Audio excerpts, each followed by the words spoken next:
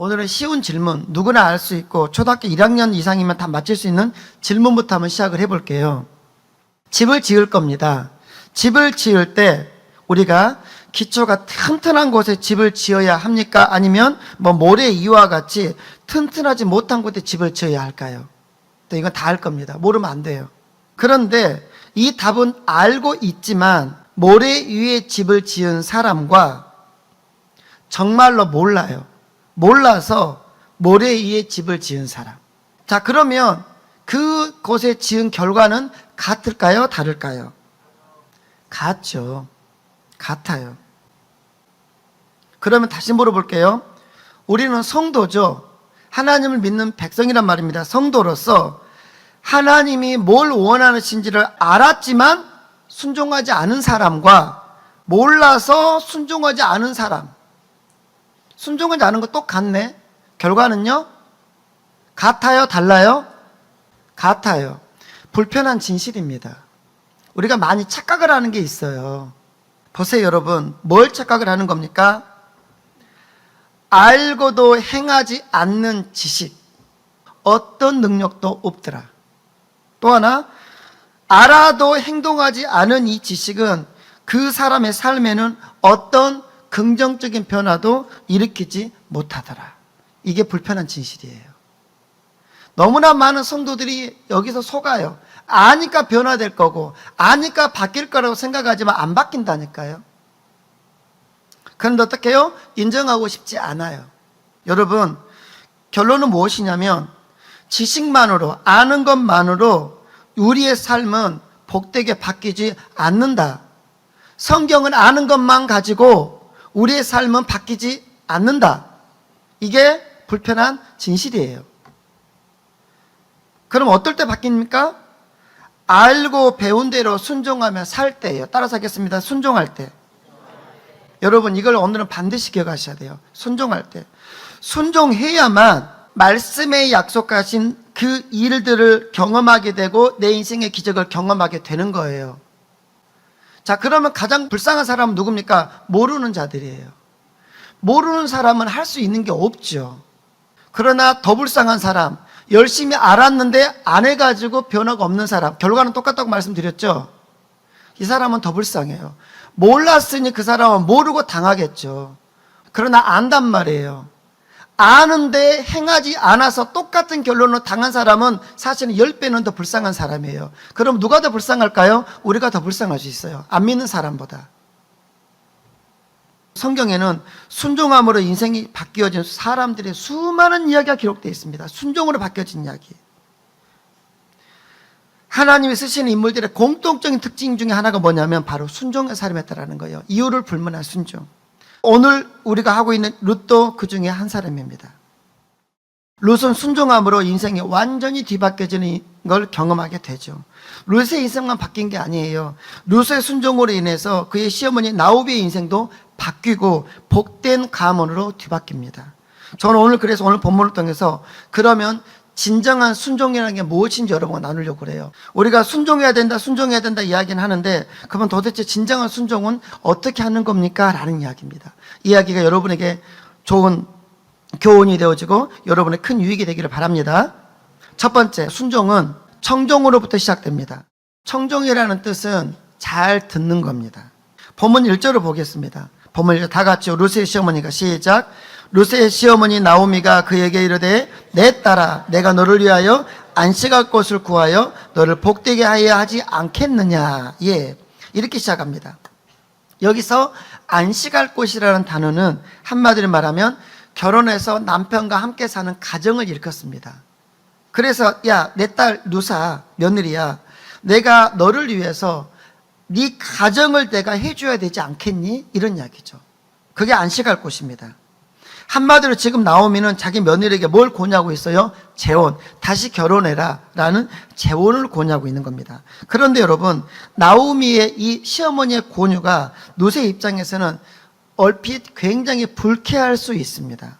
왜냐하면 모압 땅에서 시어머니가 그렇게 친정으로 돌아가서 재혼하라고 했음에도 불구하고 우리가 아는 것처럼 어떻게 해요? 나오미 시어머니를 위해서 룻은 모든 거 다 포기하고 재혼도 포기하고 어떻게 해요? 이방 땅인 이스라엘의 베들레헴으로 왔잖아요. 근데 이제 와서 또 뭔 이야기를 꺼낸다고요? 너 재혼해야 되지 않을까? 이 말 한단 말이에요. 이것은 자신의 진심이 충분히 무시되는 불쾌할 수 있는 행동입니다. 그런데요, 그럼에도 불구하고 룻은 듣기 힘든 이 시어머니의 말을 조용히 듣고 있습니다. 그리고 어떻게 해요? 어머니가 지금 무엇 때문에 저 말씀을 하시는지 분별해 봅니다. 이게 룻이라는 여자의 인격입니다. 여러분, 이게 인격이라는 거예요. 하나님이 이 모습을 지금 보고 계신다는 걸 아셔야 돼요. 여러분 기억하셔야 돼요. 여러분의 가정에 사는 모든 행위와 말을 누가 보고 계시냐면 부모도 보겠고 사람도 보겠지만 따라서 하겠습니다. 하나님이 보세요. 그게 무섭습니다. 때로는 그렇습니다. 머리가 좋은 사람들이 있습니다. 머리가 좋은 사람의 특징은 대화하다 보면 어떤 특징이 있냐면 이 사람이 몇 마디 하면 그 다음에 나올 말을 이미 알아버려. 그런 사람도 있을 겁니다. 말 몇 마디 들으면 알았어요. 이 말 하려고 하는 거 아니야? 그래 이렇게 할게. 그만 여기까지. 그렇게 말하는 사람들이 있고 그런 배우자와 살면 따라서 하겠습니다. 숨 막힌다. 여러분 고치시기 바랍니다. 뭔가 하고 싶은 말이 있겠지. 그럼 어떻게 해요? 좀 들어보세요. 답답하고 너 이 말 하려고 하는 거 아니야? 그러니까 이렇게 한다고 내가 알아서 한다고 이렇게 하지 마시고 그래요. 이야기해 보세요. 끝났나요? 그러면 이야기하세요. 그 몇 분 몇 초, 몇 분도 아니야. 어떨 때 몇 초일 수도 있어요. 그 말을 툭 잘라 먹어. 그렇게 어떻게 한다고요? 내 말 해버려. 결론 내려버리고 그만하자 이야기. 그런 부모 밑에 자녀들은 숨을 못 쉬는 거고 그런 배우자들과는 대화가 잘 안 되는 것이고 그러는 거예요, 여러분. 여러분, 상대방의 말에 뻔한 이야기가 진행되는 것 같아도 끝까지 귀를 기울이고 조금만 기다려서 그 사람 말을 들어줄 수 있는 여러분 되시기를 바랍니다. 그게 인격입니다. 여러분, 우리도 그래요. 하나님 말씀 늘 가까이 해야 합니다. 늘 가까이 하시고 하나님의 말씀이 성경에 기록되어 있지만 늘 가까이에서 늘 상고하십시오. 늘 살피십시오. 그리고 하나님께서 무엇을 말씀하시는지 하나님 뜻을 분별할 수 있는 여러분 되시길 바랍니다. 순종은 여기서 시작됩니다. 두 번째, 따라서 하겠습니다. 순종은 자기 형편을 고려하지 않는 겁니다. 룻은 비록 이방 여인이었고 남편은 죽었지만 시어머니 끝까지 모시겠다고 작정하고 자기 고향 포기하고 이스라엘까지 따라온 어엿한 이스라엘의 며느리입니다. 굳이 그 여인이 이 룻이 재혼을 하려고 했다면 베들레헴 올 필요가 없었어요. 그냥 모압에 있으면 됐던 겁니다. 이처럼 이미 룻은 재혼을 포기한 사람이었고 그리고 또 지금 시어머니를 봉양하고 자기 입에 풀칠하기도 턱이 없이 지금 형편이 말이 아니에요. 벼랑 끝이라고 했잖아요. 먹고 사는 게 지금 벼랑 끝이에요. 누구 만나고 연애하고 할 만한 형편이 안 된다고요. 그러므로 지금 상황에서 이런 상황에서 다른 남자 만나 재혼해갖고 새로운 인생 산다는 것은 생각할 수 없는 상황입니다. 그럼에도 불구하고 이런 상황인데도 불구하고 룻은 아무 말 없이 시어머니의 권유에 순종합니다. 룻은 자기 형편을 앞세우지 않아요. 어머니가 뭔가 계획이 있으신가 보다. 이런 이야기입니다. 여러분, 우리가 내 형편을 먼저 생각하면 우리 순종의 자리까지 절대 못 나갑니다. 글쎄요 하나님, 글쎄요 목사님, 제가 너무 바쁘거든요. 양육 좀 하자고 하면 제가 너무 바빠요. 제가 몸이 너무 약해요. 제가 경제적으로 좀 너무 힘이 들어요. 제 가정이 지금 자녀들 문제로 힘들어요. 이런 이유, 순종할 수 있는 이유는 하나라면 순종하지 못할 이유는 100가지 일 때가 많아요. 그래서 순종이라는 것은 자기 형편을 믿음으로 잠시 내려놓을 때 가능한 겁니다. 이 말은 바꿔 말하면 뭡니까? 내 형편을 내려놓지 않는다라면, 믿음으로 내려놓지 않는다라면 순종을 한다 못한다? 못해요. 이래서 못하고 저래서 못하고 그게 어떻게 해요? 100개라고 해요. 순종할 수 있는 하나밖에 없고. 여러분, 모세가 하나님의 부름받았죠? 내 민족을 좀 끄집어내라. 출애굽 시켜야 될 것 같다. 그때 모세의 상황이 어땠나요? 80대 노인이었습니다. 돈도 없죠. 힘도 없죠. 권력도 없어요. 40년 동안 처가살이 했습니다. 양이나 쳐던 목자였습니다. 다 잃어버렸어요. 말도 어눌했답니다.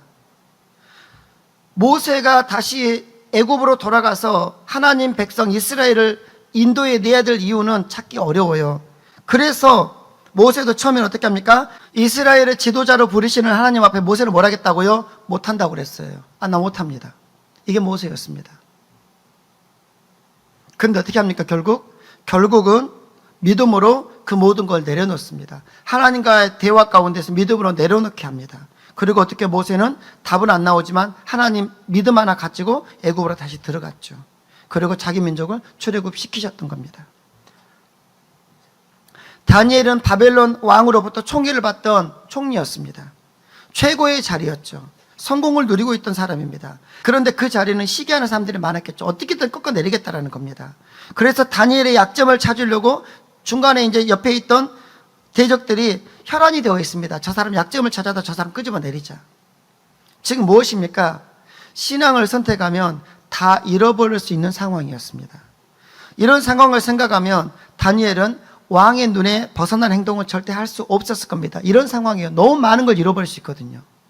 근데 다니엘은 어떻게 합니까? 우리가 아는 것처럼 하루에 3번씩 늘 하던 대로 예루살렘 향하여 하나님 앞에 보란듯이 기도해버립니다. 창문을 열고. 결국 다니엘은 그걸 잃을 때면 어떻게 됩니까? 사자굴에 던져지게 되죠. 목숨을 위협받게 되는 겁니다. 그런데도 다니엘은 상관없어요. 그리고 결국에는 하나님의 은혜로 기적처럼 사자굴에서 살아났습니다. 다니엘은 바벨론 왕보다 더 높으신 하나님 뜻에 순종하기 위해서 자기의 형편을 고려하지 않았던 겁니다. 그랬더니 기적을 경험했다라는 이야기입니다. 여러분, 참으로 순종하기 위해서는 형편을 내세우지 않으셔야 합니다. 내 환경이 이러하다라고 환경을 핑계대기 시작하면 계속해서 우리는 하나님 앞에 제대로 된 순종의 삶을 살 수 없을 거예요. 제대로 된 헌신의 삶을 살기 어려울 겁니다. 믿음으로 내 형편을 내려놓고 환경을 초월해서 하나님께 순종의 자리로 나아갈 수 있는 여러분 되시기를 바랍니다. 우리가 주일 예배는 목숨을 걸고 드려야 되잖아요. 그런데 그것 하기 어려울 거예요. 오늘 가족이 모임이 있어요. 여행을 가야 해요. 뭐가 어째요 저째요. 주일 예배 52번밖에 안 되는 주일 예배도 못 드립니다. 여러분, 양심적으로 이야기해 보세요. 하나님 앞에 공식적으로 드리라고 하는 주일 예배를 하나님께서 못을 박아 놓으셨거든요. 7일째는 내 앞에 나와 예배 드려라.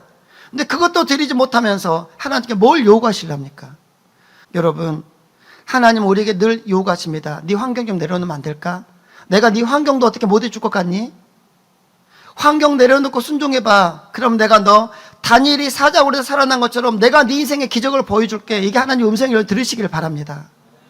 그런데 우리는 기적은 보고 싶은데 순종을 안 하고 싶다고요. 늘 순종하라고 하는 자리에 하나님의 은혜의 자리를 부를 때마다 우리는 늘 거절하거든요. 성경 공부 좀 해보면 안 될까? 바쁜데요 목사님. 힘든데요 목사님. 그래서 신앙이 10년이 지나도 그 자리. 여러분, 이것은 퇴보입니다. 환경을 초월할 수 있기를 바랍니다. 세 번째, 따라서 합니다. 순종은 자존심을 뛰어넘는 겁니다. 본문 2절 보십시오. 다 같이 보겠습니다. 시작. 내가 함께하던 하녀들을 둔 보아스는 우리의 친족이 아니냐. 보라, 그가 오늘 밤에 타작마당에서 보리를 까불리라. 아멘. 앞서 2장에서 이제 룻의 이야기를 들었어요. 보아스가 이렇게 룻에게 호의를 베풀었다는 이야기를 나오미가 들었습니다. 그러니까 나오미가 좋은 예감을 갖습니다. 혹시 이런 생각을 하는 거죠. 그래서 룻의 장래를 생각하다가 이 시어머니 나오미는 이게 룻과 보아스를 결합시키기 위해서 하나의 묘안을 찾아냅니다. 그것이 뭡니까? 오늘 밤에 타작마당에서 보아스가 보리를 까불 거다. 이스라엘이라는 지역은 이 추수 때가 되면요, 곡식단을 쌓아두고 주인은 그 곡식단을 지키면서 자는 관습이 있습니다. 그러므로 그 밭의 주인이었던 보아스가 이제 그렇게 잠을 잘 거란 말이에요. 나오면 그것을 기회로 삼은 겁니다. 계속해서 3절 4절이죠. 그런즉 시작. 그런즉 너는 목욕하고 기름을 바르고 의복을 입고 타작마당에 내려가서 그 사람이 먹고 마시기를 다하기까지 그에게 보이지 말고 그가 누울 때에 너는 그가 눕는 곳을 알았다가 들어가서 그의 발치 이불을 들고 거기 누우라. 그가 내 할 일을 내게 알게 하리라 하니. 고대 이 팔레스타인 지역이잖아요. 이 이스라엘 지역 관습에 의하면 또 이런 관습이 있었답니다.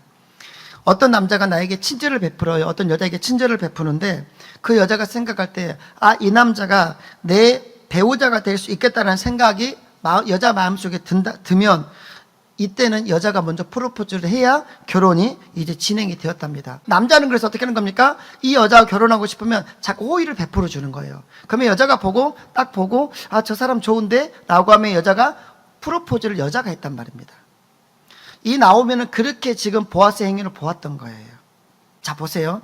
그렇다 해도 지금 시어머니 나오미가 이 자기 누세에게 너 누사 너 이렇게 해라라고 하는 그 프로포즈 방법이 바로 3절로 4절이었거든요. 이게 너무 파격적이에요. 정숙한 여자로서는 시도하기 어려운 겁니다. 간단히 말하면 이런 이야기죠. 우리 아이들에서 말하기 좀 뭐하지만 나오미는 누세에게 보아스와 잠자리를 같이 할 준비를 해 가라는 겁니다. 잠자리를 같이 할 준비를 해라. 지금 보아스가 그에게 어떤 걸 한 건 아닙니다. 근데 어떻게 해요?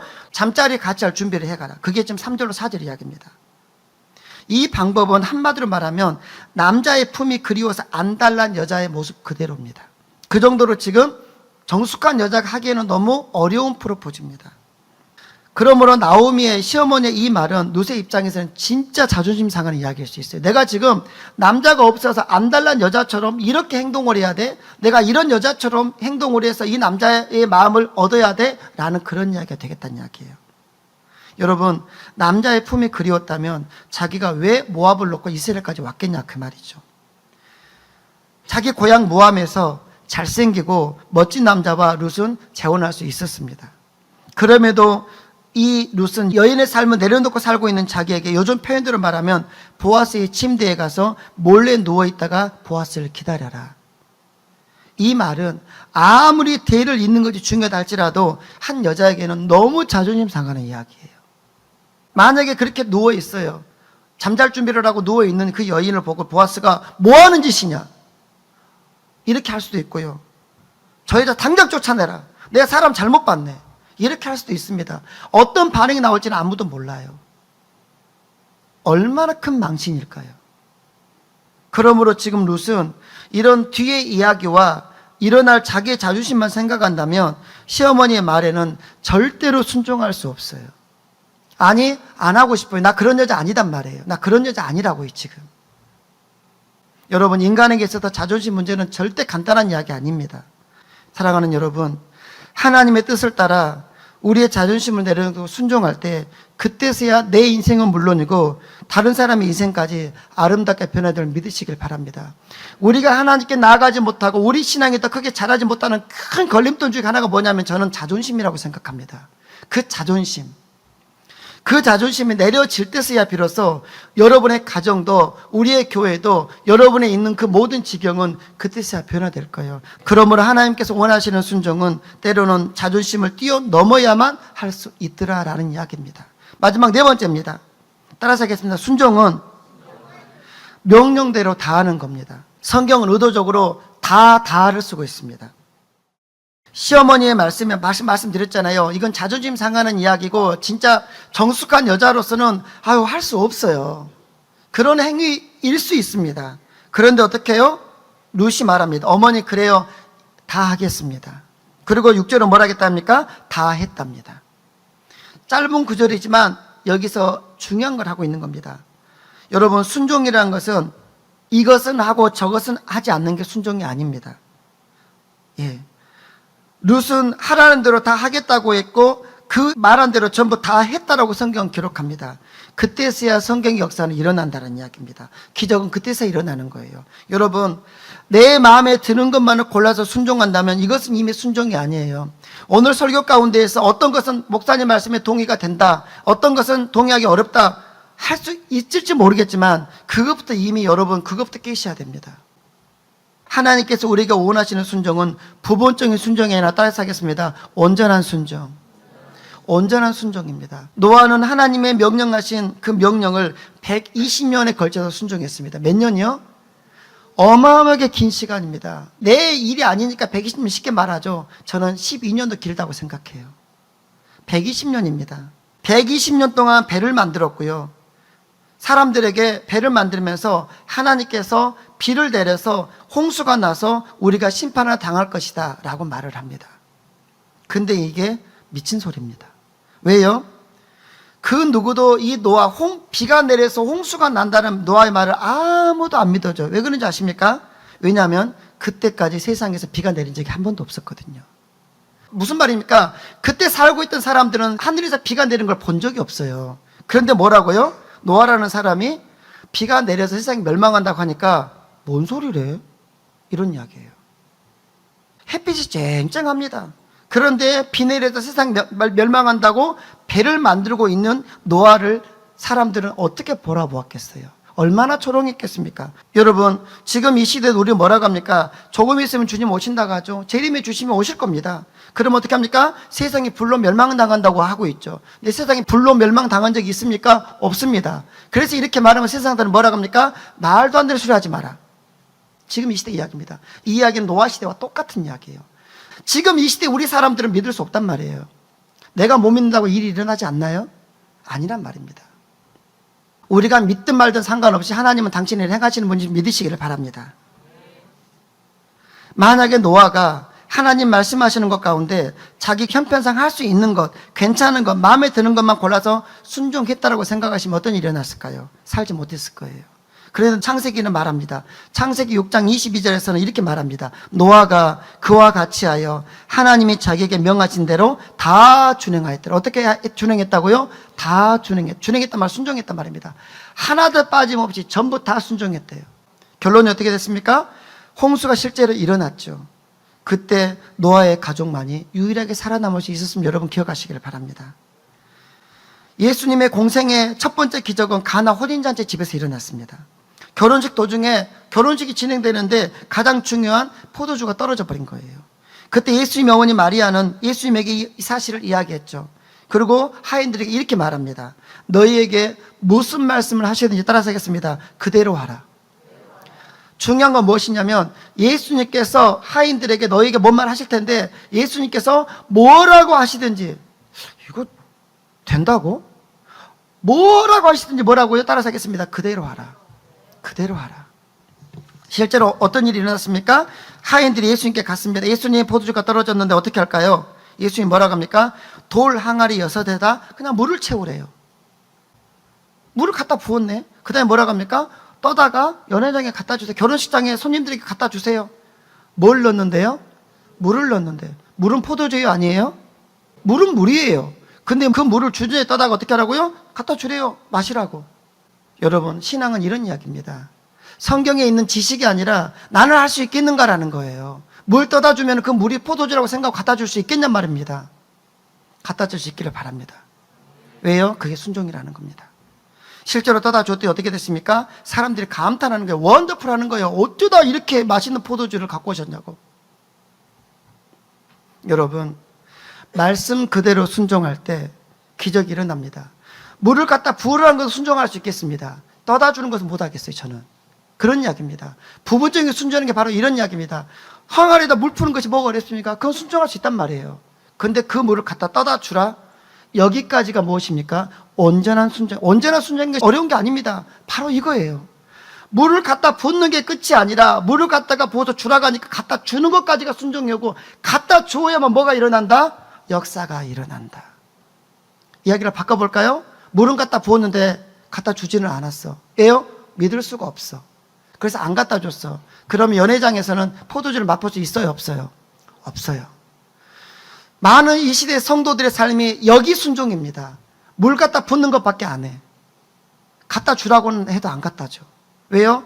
뭐 때문에요? 너무 머리가 좋아. 때로는 우리의 이성이 잠시 상실되어야 하나님께 온전한 순종을 할 수 있습니다. 그래야만 물이 포도주로 변하는 기적을 볼 수 있습니다. 물이 포도주로 보여주고 싶은 기적은 원하는데 물은 떠다 주지 않는다? 기적은 없어요. 여러분의 인생에 그런 기적은 절대 맛보지 못할 겁니다. 제가 항상 하는 말이죠. 우리 애들은 다 하는 말입니다. 너희 힘대로 살려고 생각하면 인생은 힘들어서 못 산다. 제가 저한테 하는 이야기고 제 자녀에게 하는 이야기고 우리 아이들에게 하는 이야기고 여러분에게 하는 이야기입니다. 여러분, 여러분의 능력과 여러분의 노력으로만 인생을 살려고 절대로 하지 마시기 바랍니다. 따라서 하겠습니다. 하나님의 능력으로, 하나님의 도우심으로 인생을 살 수 있기를 바랍니다. 그래야 인생은 쭉쭉 나가기 시작해요. 말씀 마치려고 합니다. 우리 기독교 신앙에는 여러분 기적이 있고 반전이 있습니다. 그런데 이 모든 일은, 이 기적과 인생의 반전은 순종할 때만 일어납니다. 그래서 존 맥스웰 목사님은 이런 말씀을 하십니다. 현명한 사람과 어리석은 사람의 차이는 그가 이미 알고 있는 것에 대한 반응의 차이가 있다. 계속 쓰고 있습니다. 현명한 사람은 배운 대로 순종함으로 실천하고, 어리석은 사람, 미련한 사람은 배워서 알고는 있지만 행동으로 이런저런 이유를 대며 옮기지 않는다. 정확한 지적이라고 생각합니다. 나이가 4살, 5살만 되더라도 해야 할 행동과 해서는 안 되는 행동 얘들 압니다. 어떻게 하면 성공적인 인생을 사는지 압니다. 지금 하나님께서 내게 뭘 원하시는지 그것도 압니다. 성도라면 압니다. 그런데 문제는 뭡니까? 문제는 모르는 게 아니라 다 알지만, 너무 많이 지금까지 배워왔지만 이런저런 이유와 상황과 자존심 때문에 순종하지 않고 있는 것, 행동에 옮기지 않고 있다는 것, 이게 문제예요. 그렇게 살아가며 우리는 하나님의 뜻과 내가 해야 됨에도 불구하고 하지 않고 있는 자신의 불순종 사이에서 계속 갈등하면서 힘겨워합니다. 아, 해야 되는데, 아, 주일 성수해야 되는데, 아, 11조 생활해야 되는데, 아, 성경도 좀 배워야 되는데, 아, 봉사도 해야 되는데, 하나님께서 원하시는데 안단 말이에요. 근데 어떻게 해요? 안 해. 그러면서 안에서는 계속 죄책감과 여러 가지 마음으로 우리 스스로가 계속 갈등을 일으킵니다. 이게 더 힘들어요. 제가 해보니까 이게 더 힘들어. 따라서 하겠습니다. 해버립시다. 갈등하지 말고 하십시오. 그냥 해버리세요. 이런저런 머리 굴리지 마시고, 우리가 머리 그렇게 좋지 않거든요. 그냥 해버리세요. 여러분, 반석 위에 집을 짓는 사람이 지혜로운 사람이고 모래 위에 집을 짓는 사람은 어리석은 사람이라고 우리 주님 분명히 말씀하십니다. 하나님의 뜻과 내 감정 사이에서 갈등하지 마시고 순종함으로 신앙의 자유와 하나님의 은혜와 복을 선택하며 사시기를 바랍니다. 이런 사람이 반석 위에 집을 짓는 지혜로운 사람들입니다. 이런 사람이 어떤 혼란이 닥쳐와도 그의 신앙은 무너지지 않아요. 그러기에 여러분 4가지 말씀드렸습니다. 순종하기 위해서 하나님 말씀을 잘 청종하십시오. 그리고 내 상황과 형편이 어떠하든지 간에 먼저 하나님께 순종하겠다고 결단하십시오. 그리고 여러분의 자존심을 초월해서 순종하시고, 하나님께서 명하신 일이라면 이해가 되지 않더라도 부분이 아닌 온전한 순종을 할 수 있는 여러분 되시길 주님으로 축복합니다. 이런 순종의 삶을 사는 저희 모두에게 하나님의 은혜와 복이 차고 넘치기를 주님의 이름으로 축원합니다.